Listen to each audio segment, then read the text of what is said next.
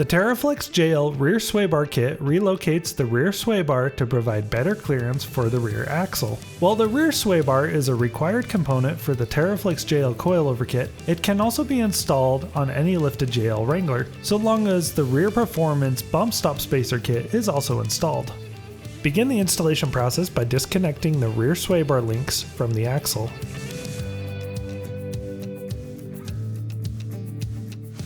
Disconnect the sway bar mounts from the vehicle to remove the sway bar.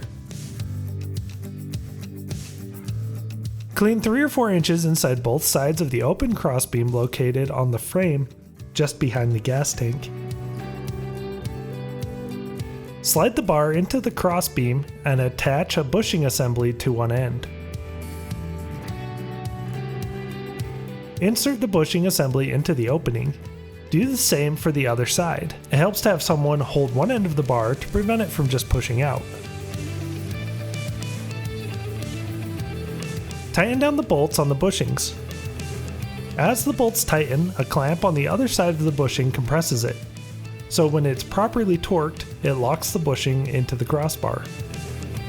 Place the plastic spacer onto the bar. Slide the arm onto the bar. The bar has an alignment mark to help you properly align the arm. The mark on the bar aligns with the gap in the arm. Place the 2 metal spacers on the outside of the arm and install the end cap. You can shift the spacers from outside the arm to inside to optimize clearance between the frame, the arm, and the tire. The plastic spacer should always go in between the bushing and the arm or the metal spacers. This helps prevent wear on the bushing. When you tighten the end caps, it will center the bar.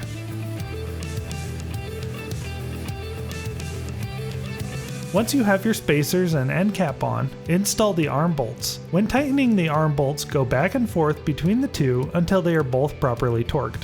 Install the new sway bar links.